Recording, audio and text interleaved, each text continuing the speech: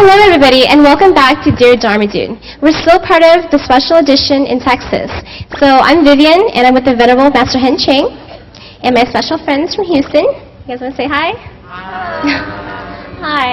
So Olivia, did you have another question for the Master? Yes, I'm very curious about the different religions like Buddhism and Christianity and Jewish and like all the different religions.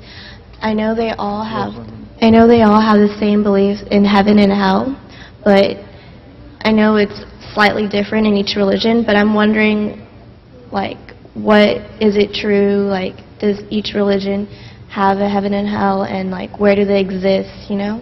Mm-hmm. Or, like, how do you know at all that it's there? Yeah. Without going there and coming back or something, right? Yeah. What do you think, Andrew? What do you think about that question? You think hell and heaven they're real?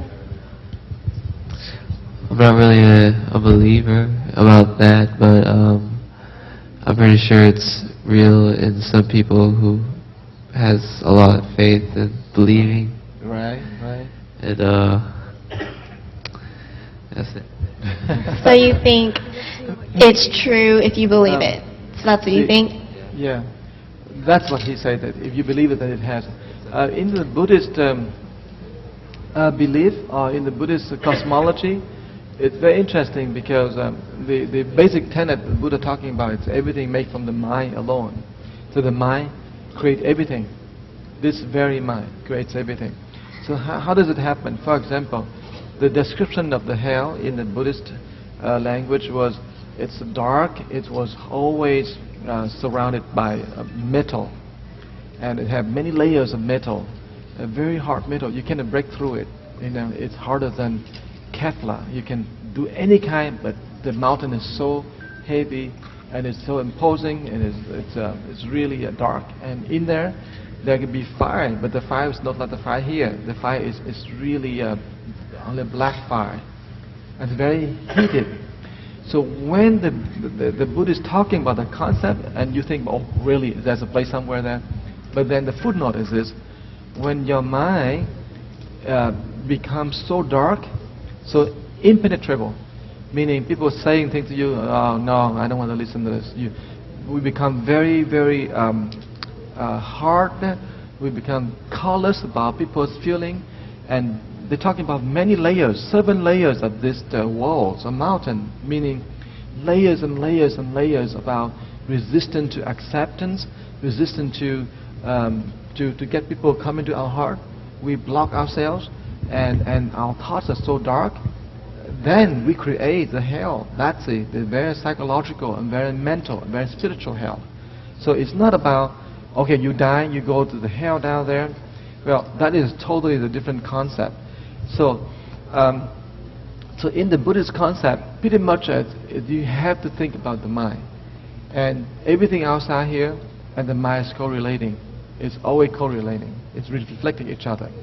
So if your mind gets to be that kind of dark, therefore sure that you will have a corresponding effect of the environment. So it must be an environment somewhere that corresponding to that kind of darkness.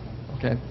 So there is hell, but only hells appear for people so dark inside, dark to the point that, you know, for example, you cold blood, you can kill people, you can beat people, you can do all kind of things. You have never every single thought of goodness or light. So that is hell for those people. For example, if you think about good thoughts today, then suddenly you go now, you actually attract some good people coming talk to you. Same thing, if people are really dark, then they attract a very dark environment somewhere. So hell is a belief. It can refer to a physical place that is an afterlife, but more importantly... It's more than a belief, the state of your mind. Right, but the take-home message should be your actual... it's an abstract hell which occurs right inside you, and it really strictly depends on your thinking, how you interpret things, and if you're dark, that's the hell that they're talking about? Yeah. Actually, the state of consciousness, including your thoughts, your feelings, your deeds, your action, but that state of consciousness is what attracts what's environment out there. So we cannot talk about the hell for the regular people who don't have that kind of darkness. But we talk about hell is really real, is real because you attract that environment. So if you go out and you do all the good deeds, you go down, have the good thoughts and good energy, I'm quite sure that you attract only the good thing. What goes around comes around. So it's impossible for you to have hell if you always have good thoughts. For the people who are really good heart and the consciousness, their mind are so clear, their conscience is so clean, you have no hell. Is that somewhat associated with karma?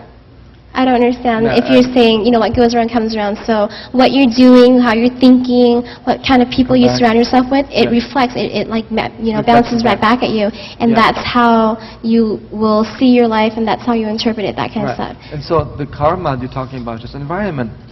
If you're so dark inside, then you attract the environment, and that environment can make the dark thoughts come back to you, you see? And that's the hell. So people who are in hell will experience only the darkness. And so it's very interesting, you said that one person coming to hell, the hell can be full for one person. If 1,000 people come to hell, the hell can be expanded into 1,000, for example. So it's talking about hell is not real for the people who do good things. Hell is illusion. But hell is real if you are dark. Same thing with heaven. Heaven is totally unreal for people who have no good thoughts, no light inside. But if you have almost a lot of old things you do is about love, about light, then heaven is real. So it's what you make of it. What you make of it, and what is your consciousness, what state of mind, and what you do. And how does that relate to someone who's not Buddhist? So it's not about belief. It's not about the belief. It's about the actual living. How you live your life is how you create hell or heaven. So Does that make sense to you? yeah, yes.